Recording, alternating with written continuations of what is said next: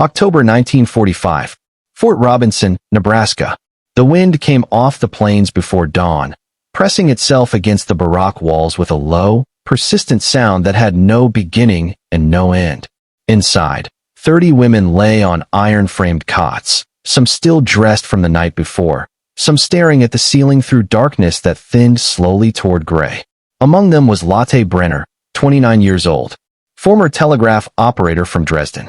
She had worked 3 years encoding military communications for the Wehrmacht Signals Corps, seated at a desk in a requisition school building where the children's drawings had never been taken down from the walls. She was not a soldier. She had carried no weapon. But she had worn a uniform, and when the American armor rolled into the Rhine Valley in the final weeks of the war, that uniform was enough. Lotte was small and precise in her movements, a quality that had made her good at her job and exhausting to live with, according to her mother, who said so every time they argued. She kept her few belongings, a wooden comb, a pencil stub, a small photograph of her parents on the steps of a church, in an orderly row beneath her cot. She made her bed each morning with unnecessary attention to the corners. Precision was a form of control. In captivity, it was one of the few forms available. She had been at Fort Robinson for 6 weeks, long enough to understand the daily routine, but not long enough to stop flinching when the guards changed outside. Long enough to know that Sergeant Dale Whitfield, the block guard, never raised his voice unnecessarily. Not long enough to trust that. The camp was nothing like the images she had carried inside her from the final briefings in Germany, when female auxiliaries had been gathered and told what to expect if captured. She had been shown crude drawings of barbed wire coiled 6 layers deep, told about men who searched cells with their hands and not their eyes, told that American guards were undisciplined, violent, drunk on victory, that they would use any opportunity to demonstrate their power over enemy women. Some of that had proven true in the loosest sense. There was barbed wire, yes, and guard towers, and a fence that marked the boundary between here and out there, which was nothing but flat land and more flat land and a sky so large it made you feel small in a way that had nothing to do with captivity. But the violence hadn't come. The searches had been conducted by female personnel. The guards she dealt with daily were largely indifferent, carrying out their duties with the flat efficiency of men who wanted to finish their shift and go back to wherever they went. None of that meant safety. Indifference could become hostility without warning. She had seen that happen in Germany when the war turned. She knew not to mistake order for permanence. The morning the order came, the light had just started to change from black to gray. Sergeant Whitfield walked down the line of cots, not shouting, but letting his boots announce him. He stopped at the end of the room and spoke in English while the camp translator, a thin young man from Cleveland whose parents had come from Bavaria, who translated with a faint accent that the women found both comforting and strange, rendered the words into German. All women in barracks 7 report to the main hall by 0700. Full formation. Bring nothing. A murmur moved through the room like a ripple through still water. Bring nothing. That was the phrase that caught. Not bring a blanket. Not bring your identification card. Nothing. Gerda, who slept in the cot beside Lotte's and had worked as a cook in a military canteen before her capture, sat up immediately and said in a low voice, "They're moving us." "To where?" someone else asked. No one had an answer. The translator had already left. Lotte sat on the edge of her cot and pressed her hands flat against her knees. Her mind moved through the possibilities with the habit of someone trained to read encoded messages, looking for the structure beneath the surface, for what the words were not saying as much as what they were. Bring nothing. Not bring your papers. Not bring your personal effects. Nothing. Which meant either they would be back soon enough that objects didn't matter, or they would not be back at all. Neither option was reassuring. She reached under the cot and took out the photograph of her parents, stood it against the wooden leg where she could see it. A small act that meant nothing practically and everything personally. Then she stood, straightened her uniform, and waited for the line to form. Diary entry. October 14th, 1945. They told us to form up at 7 and bring nothing. I have been trying to decide what that means. It could mean a work assignment, a transfer, an inspection, a punishment. It could mean many things. In Germany, when orders came without explanation, we learned not to ask why. We asked only when and where. The why came later, or it didn't come at all, and you learned to function without it. I think about my mother. About whether she has received my last letter. About whether the post still works in Dresden. About things I cannot know and cannot change. Sergeant Whitfield's face told me nothing this morning, which I have learned is either a good sign or no sign at all. If you're enjoying the content, don't forget to like and subscribe to help the channel grow. Also, I'd love to know which part of the US you're watching from. Let me know in the comments below. The main hall stood on the far side of the compound, a low building with wooden walls and a roof that had been repaired recently enough that the new timbers still showed pale against the weathered gray. Lotte had passed it during exercise periods, but never entered. She did not know what it held. The walk across the compound took 6 minutes. 30 women in 2 lines, escorted by Whitfield and 2 other guards whose names she didn't know. The October sky was high and pale above them, the wind still running in from the west with the smell of dust and something faintly sweet that she could never identify. Prairie grass, perhaps, or whatever grew in the flat, endless country beyond the fence. None of the women spoke, not because they had been told not to, but because there was nothing to say that wouldn't make the fear worse. Lotte walked in the second row and watched the back of the woman in front of her, whose name was Ilsa, and who had been a schoolteacher from Cologne, and who held her hands very still at her sides in a way that looked deliberate, controlled, like someone holding themselves together from the outside in. They had talked the night before, not about the order, which hadn't come yet, but about home, about what Dresden might look like now, about whether the bridges were still standing, about things they would eat when they returned. Lotte had said Pfännkuchen, her mother's recipe, with apple and a little cinnamon, and Ilsa had laughed quietly and said she would settle for bread that didn't taste like it had been made from wood shavings. And they had both laughed in the way people laugh when something is true and terrible, and laughter is the only thing left to do with it. When the column reached the main hall, Sergeant Whitfield stopped at the door. He did not go inside. He turned to face them, arms loose at his sides, expression as unreadable as ever. Inside, he said. The translator echoed, Heinian. The women looked at each other. At the door, which was closed, Lotte understood, in the small, logical part of her mind that stayed calm regardless of what the rest of her was doing, that nothing about this required panic.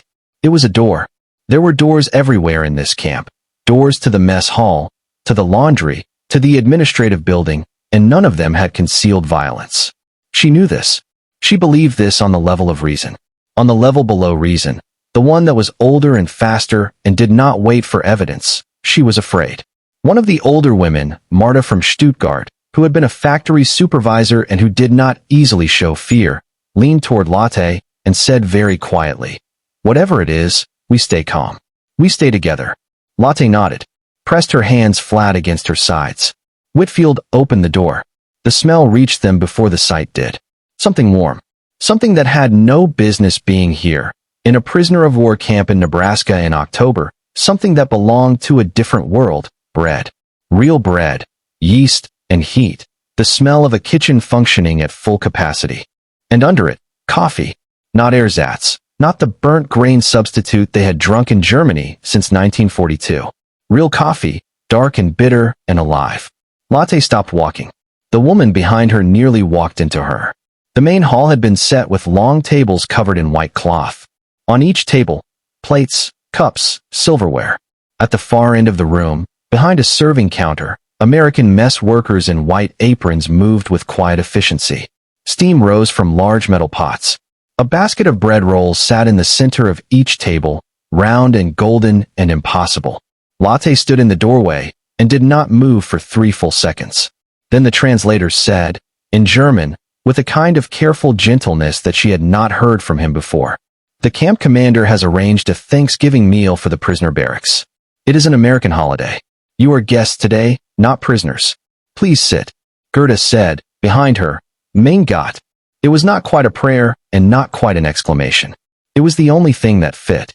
The women filed in slowly, not like women filing into a meal, but like women moving through something they had not yet decided was real. Lotte sat near the middle of the long table.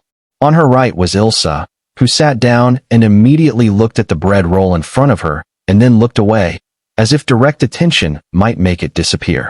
On her left was a young woman named Hannelore, 22, who had been a radio operator and who still moved with the stunned, slightly distant quality of someone for whom the war had ended too fast, leaving her in a world she had not had time to adjust to.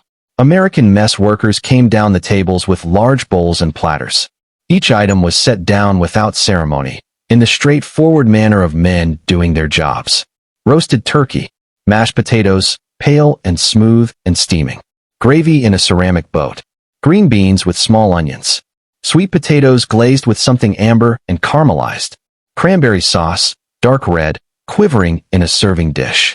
Latte looked at the table and felt something happen behind her breastbone that she could not name immediately. It was not joy exactly. It was more complicated than that. It was the shock of encountering abundance when your body had been calibrated to scarcity for so long that abundance felt almost like a threat. Too much. Too real. Too impossible to reconcile with everything she had been told about what captivity would look like. She had been hungry for a long time. Not the dramatic, sudden hunger of missing a meal.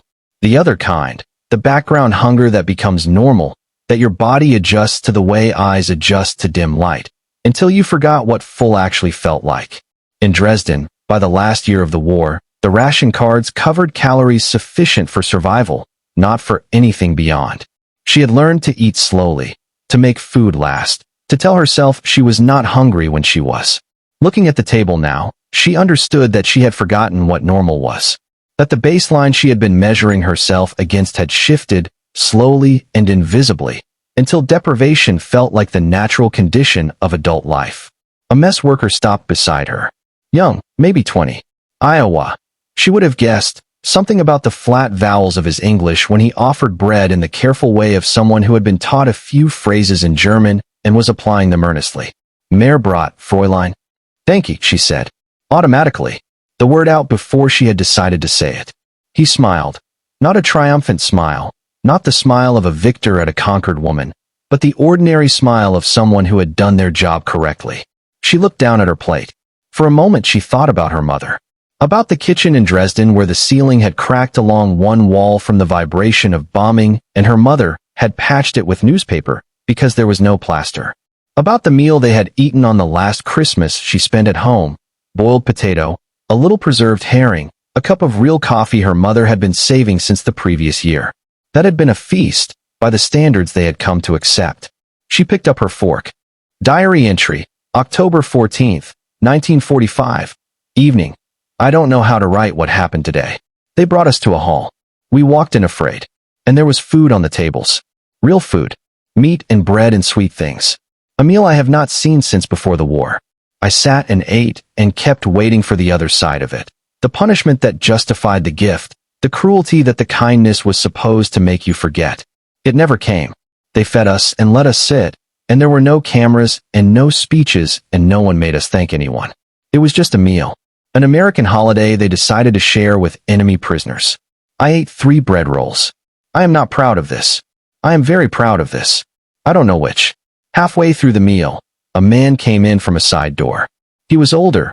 50s, silver at the temples. The careful posture of a military officer who had learned to stand at ease without looking relaxed. He wore a colonel's insignia. He moved down the room slowly, not inspecting, not performing authority, just present. He stopped beside the translator and spoke quietly. The translator turned to the table and said, Colonel Harris says, today is Thanksgiving. In America, it is a day to share what you have with those who are present. He says you are present. He says he hopes the food is satisfactory. He says you will return to your regular quarters after the meal. He says nothing more is asked of you today except to eat. He says nothing more is asked. Latte turned the phrase over. Tried to find the angle in it, the manipulation, the thing it was concealing. Found nothing. Just the words, flat and clear, meaning exactly what they said. Marta, across the table, looked up from her plate and caught Latte's eye. Something passed between them that had no name. Some small revision of a position they had both been holding since capture, the position of expecting, at every turn, the hidden cruelty to reveal itself. Marta looked back down at her food and ate in silence. Ilsa, beside Latte, had finally taken a piece of turkey and was eating with the slow, careful attention of someone eating something for the first time in a long time. When she spoke very quietly, half to herself. My students would not believe me if I told them this. Tell them anyway, Latte said. Ilsa looked at her. When they ask how I survived, what I will tell them? That the Americans fed me turkey on a holiday? Yes, Latte said. Exactly that. After the meal, they were not immediately returned to the barracks. A woman from the American Red Cross came in, civilian clothes, a gray cardigan, a small pin on her lapel.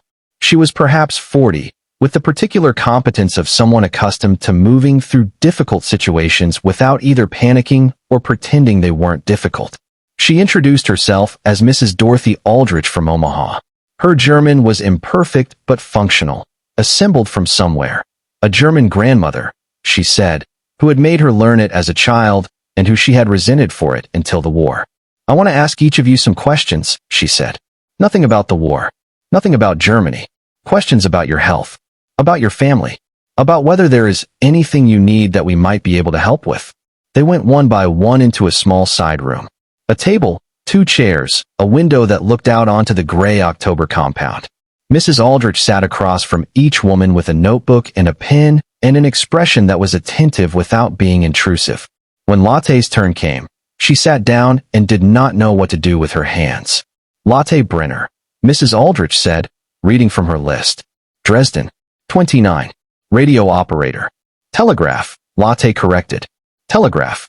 I'm sorry. She made the correction, then looked up. Do you have family in Dresden? My parents. My mother. I don't know about my father. He was called up in 44. I haven't heard. I can submit an inquiry through the Red Cross Family Tracing Service. No guarantee, but they process these systematically. It may take months. Latte looked at her. You would do that? That's why I'm here. Mrs. Aldrich said it simply, without sentiment, the way you might say that's what the tool is for. She wrote something in the notebook. Are you well? Are you receiving adequate food? Is there anything causing particular difficulty? Latte thought about the question seriously. The food here is, she stopped. Felt something odd in her throat. Tried again. The food here is more than I have had in 2 years.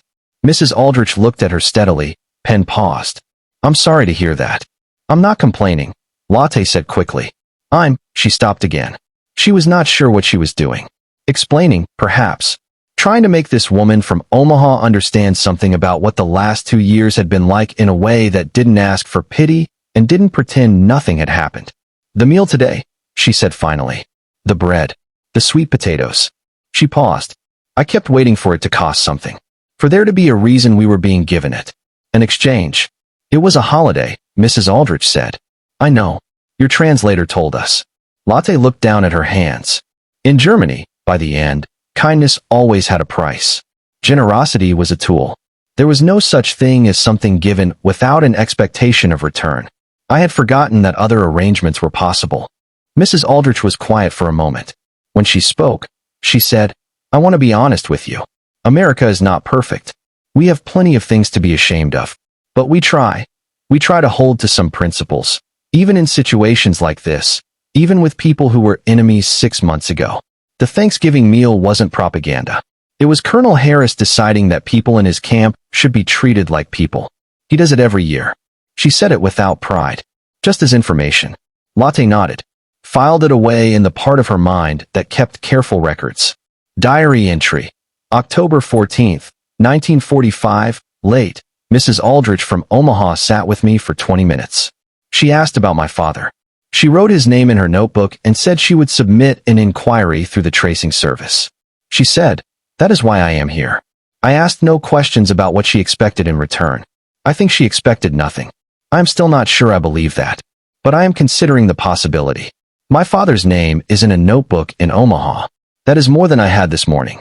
After the interviews, as the women gathered to return to the barracks, something small happened that Latte would think about for a long time.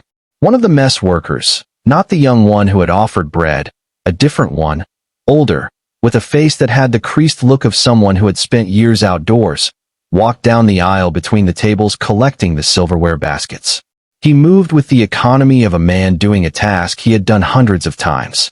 When he reached Hannelore, the young radio operator from Stuttgart, she was still sitting, looking at the crumbs on the white tablecloth, not ready to stand yet. The worker stopped. He didn't rush her.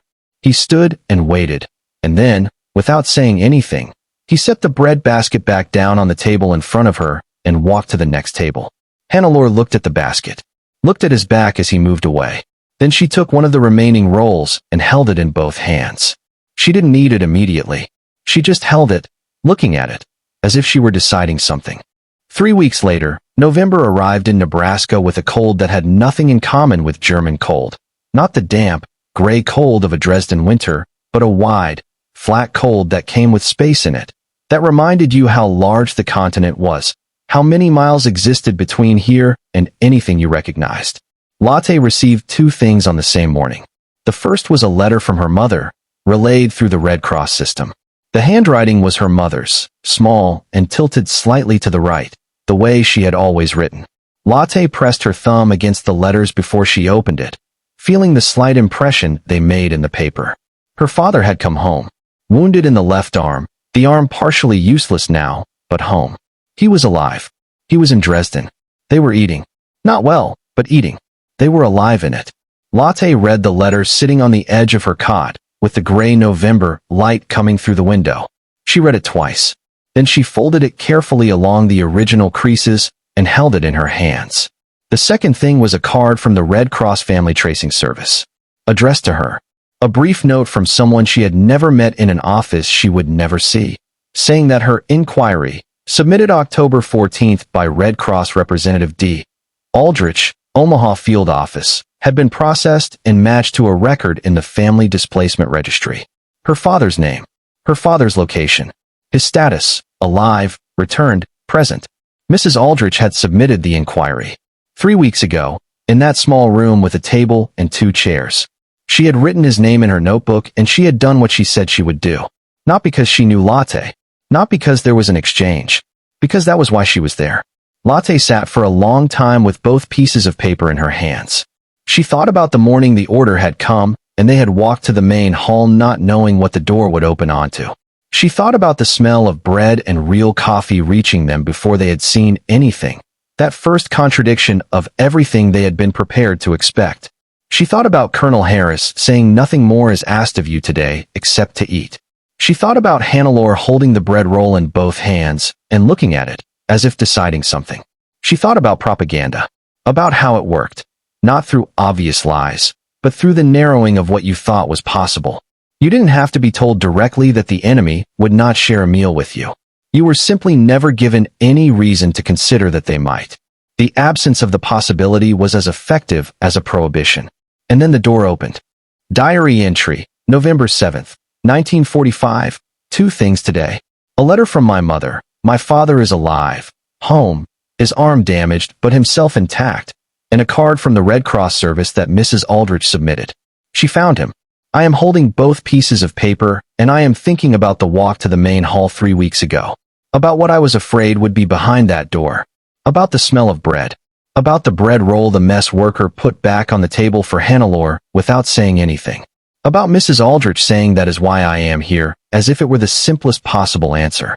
I spent 3 years encoding messages in a building with children's drawings still on the walls. I spent those years being told what the enemy was, what they would do, what they wanted.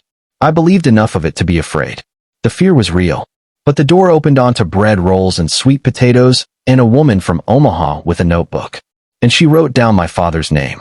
And he was there when she looked. I don't know what to do with this except write it down and keep it. In December, repatriation schedules were posted. Lotte's name appeared in the 3rd Transport Group, January 1946. The night the schedule was posted, the barracks were full of the nervous energy of people who had adapted to confinement and were now being required to adapt back to freedom. Hannelore, who was leaving in 2 weeks, sat on her cot packing her few things. She reached under the cot and brought out the bread roll from the Thanksgiving meal. It was hard now, dried in the weeks since, but intact. She had kept it. Lotte looked at it. I don't know why I kept it, Hannelore said. It was just a roll.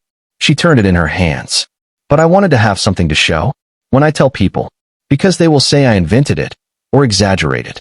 And I want to have something to put in their hands and say, this is real. This happened. They gave us a meal and asked nothing for it. She wrapped the roll carefully in a square of cloth and put it in the bag. It will crumble, Lotte said. Then I will show them the crumbs, Hannelore said. January 12, 1946.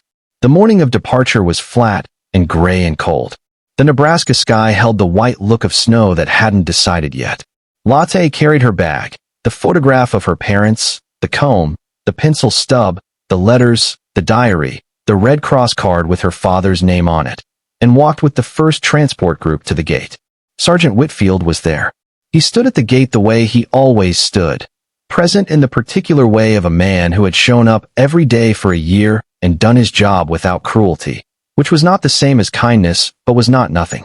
When Latte passed through the gate, he said, "Safe travels." The translator rendered it automatically, "Gut Reis." She did not stop. There was no reason to stop. But she noticed the words and filed them in the place where she kept things that deserved keeping. The bus took them east. The plains unrolled for miles on either side, flat and vast and empty. She sat with her bag on her lap and watched Nebraska give way to Iowa through the frost-edged window. She thought about the door, about the walk to the main hall, about being afraid, and about the way fear, when consistent enough, becomes indistinguishable from knowledge. You stop feeling it as fear and start feeling it as the simple shape of the world. You forget that it was built, that it was put there carefully and deliberately by people with reasons for wanting you to see the world that way. She did not know what to do with America as a whole, with its contradictions, its certainties, its vast indifference to suffering it didn't have to see. She had seen enough in 6 months to know it was not the country of propaganda, neither the monstrous version her briefings had described nor the perfect version its own people seemed to believe in. It was a real place with real people, some of whom had treated her with more consistent decency than the government she had served. That was enough. That was a complete and sufficient thing to bring home. The bus reached Omaha by afternoon. Through the window, Latte could see a diner on the corner of the street, warm yellow light inside, a woman behind the counter, a man reading a newspaper at the end of a lunch counter, perfectly ordinary. She thought about her mother's kitchen, about the cracked ceiling and the newspaper patch, about Pfännkuchen with apple and cinnamon, about her father's arm, damaged but present. She pressed her forehead against the cool glass and watched the diner's light until the bus pulled away and it disappeared. She was going home. What waited there was complicated and incomplete and would require a long time to sort through. But she had the diary. She had the Red Cross card. She had the letters. She had 3 months of evidence that a door, when it opened, could open onto things you had not allowed yourself to imagine, onto bread, onto a woman with a notebook, onto a guard who said Gut Reis. She had enough.